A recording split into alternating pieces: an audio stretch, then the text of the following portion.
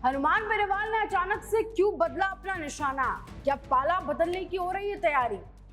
हनुमान बेनीवाल, आप सभी को पता है, इतने दिनों से एसआई भर्ती को रद्द करने के लिए धरना दे रहे हैं शहीद स्मारक पर। इतने दिनों से वो जो धरना दे रहे थे उसमें उनके बोल अचानक से पूरी तरह से पलट गए। जो इतने दिनों से एसआई भर्ती परीक्षा को रद्द करने के मुद्दे को लेकर भाजपा सरकार पर लगातार हमले कर रहे थे, लगातार भाजपा सरकार को कटघरे में खड़ा कर रहे थे, अब अचानक से पूरी तरह से पलट गए। अब वो इस मुद्दे पर भाजपा सरकार को छोड़कर कांग्रेस पर निशाना साध रहे हैं और वो कह रहे हैं कि सारा घोटाला कांग्रेस सरकार में हुआ, सारी गलती ही कांग्रेस की है। मतलब इतने दिनों से जो आग भाजपा सरकार पर थी अब वो कांग्रेस पर आ गई है अचानक से, ये नहीं पता क्यों। अब इसकी वजह क्या है वो आपको इस वीडियो में बताते हैं। देखिए, इस बात में कोई दो राय नहीं है कि जो परीक्षा है, ये जो पेपर है, इसका असली घोटाला, ये पेपर जो लीक हुआ वो कांग्रेस सरकार के राज में हुआ।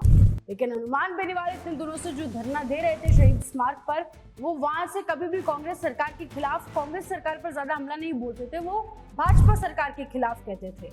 वो जो भी धरना, वो जो भी आंदोलन चला रहे थे वो भाजपा सरकार के खिलाफ था, जिसमें वो कह रहे थे कि भाजपा सरकार ने वादा किया था कि वो परीक्षा को रद्द करेगी, तो परीक्षा को रद्द करे। युवाओं की आवाज सुने। यानी अभी तक जितने भी सवाल वो उठा रहे थे वो भाजपा सरकार पर ही उठा रहे थे, लेकिन अब सारे निशाने, सारे सवाल अचानक से भाजपा से हटकर कांग्रेस की तरफ शिफ्ट हो गए हैं। अब बेनीवाल जी सिर्फ कांग्रेस को ही घेर रहे हैं।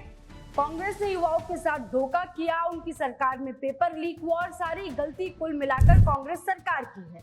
अब हनुमान बेनीवाल सीधे सीधे राजस्थान कांग्रेस के बड़े नेताओं पर हमला बोल रहे हैं। वो कह रहे हैं कि अशोक गहलोत, सचिन पायलट, गोविंद सिंह डोटासरा की वजह से परीक्षा लीक हुई। वो प्रदेश अध्यक्ष थे, वो मुख्यमंत्री थे, सब पे अलग अलग निशाना साध रहे हैं और पूरी तरह से कांग्रेस के बड़े नेताओं का नाम लेकर डायरेक्टली उन पर हमला कर कर उन्हें इन चीजों के लिए जिम्मेदार ठहरा रहे हैं। अब अचानक बेनीवाल जी के बोल क्यों बदल गए? क्या ये कोई बड़ा प्लान है? और क्या वो 2028 के चुनाव में भाजपा के साथ गठबंधन करने की तैयारी में उसकी फील्डिंग सेट हो रही है? वो वक्त बताएगा। लेकिन संकेत तो यही दे रहे हैं कि बेनीवाल जी का पाला जल्द बदलने वाला है, वो उसी की तैयारी में लगे हुए हैं। उसी को लेकर अब वो धीरे धीरे सिंक में आ रहे हैं और बयानों को बदलने में लगे हुए हैं। अब भले ही बेनीवाल जी इंडिया गठबंधन में कांग्रेस के साथ है और उसी वजह से अभी आज वो वर्तमान में सांसद हैं, लेकिन वो कभी इंडिया गठबंधन के नेताओं के साथ ज्यादा करीब से दिखाई नहीं देते। ये सभी आप सभी ने जरूर देखा होगा, नहीं देखा है तो एक बार नोटिस कीजिएगा। हनुमान बेनीवाल इंडिया गठबंधन के नेताओं के साथ उस करीबी से और उस फ्रेंडशिप के साथ नहीं नजर आते जो उन्होंने आरएलपी और इंडिया गठबंधन में की है। और अब ये बयानबाजियां जो दे रहे हैं, भाजपा को छोड़कर कांग्रेस को दोषी ठहराना, अचानक से राजनीतिक गलियारों में चर्चा है कि बेनीवाल जल्द ही इंडिया गठबंधन छोड़कर एनडीए में शामिल हो जाएंगे। अभी याद कीजिए, कुछ दिनों पहले भी दिल्ली में वो एनडीए के बड़े नेताओं से मुलाकात करते हुए नजर आए थे। और क्या ये संकेत और राजनीतिक मायनों में बेनीवाल जी के लिए फायदेमंद है भी? इंडिया गठबंधन को छोड़कर एनडीए में चले जाना बेनीवाल जी के लिए बहुत फायदेमंद साबित हो सकता है। हनुमान बेनीवाल का वोट बैंक है जाट, एससी, एसटी और मुस्लिम समुदाय, और यही कांग्रेस का अभी पारंपरिक वोट बैंक माना जाता है। और वहीं कांग्रेस में बेनीवाल जी को वो अहमियत मिलती भी नहीं है, उम्मीद भी नहीं है। और जब वो ये बयानबाजी कर रहे हैं तो उसकी बात तो क्या ही उम्मीद रखें। आप सोचिए, अगर कांग्रेस में राजस्थान में विधानसभा में अगर उनको सीट चाहिए और वो कांग्रेस के साथ जाते तो अभी मुमकिन नहीं है, जब वो सीधे सीधे सचिन पायलट पर, गोविंद सिंह डोटासरा पर और अशोक गहलोत पर निशाना साध रहे हैं।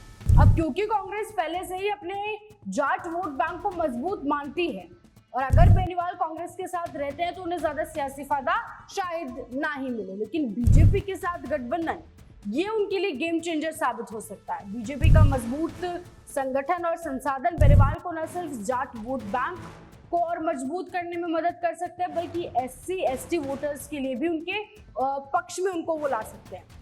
और अगर ऐसा हुआ तो बेनीवाल की आरएलपी को विधानसभा में अपनी मौजूदगी दर्ज करने का सुनहरा मौका जरूर मिलेगा और शायद ही वो कांग्रेस के साथ मिले।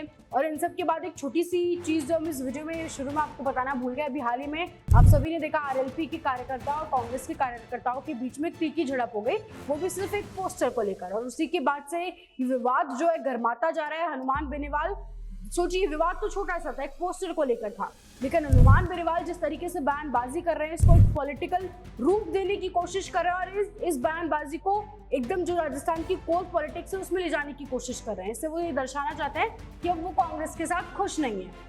तो अब वो पाइपलाइन सेट करना शुरू कर चुके हैं कि जहां वो जल्द ही इंडिया गठबंधन को छोड़कर एनडीए में शामिल हो सकते हैं और जल्द अपना पाला पलट सकते हैं, क्योंकि तैयारियां वैसी नजर आ रही है। लेकिन आप क्या सोचते हैं हमें कमेंट सेक्शन में जरूर बताएं। ऐसे देखते रहना राजस्थान में।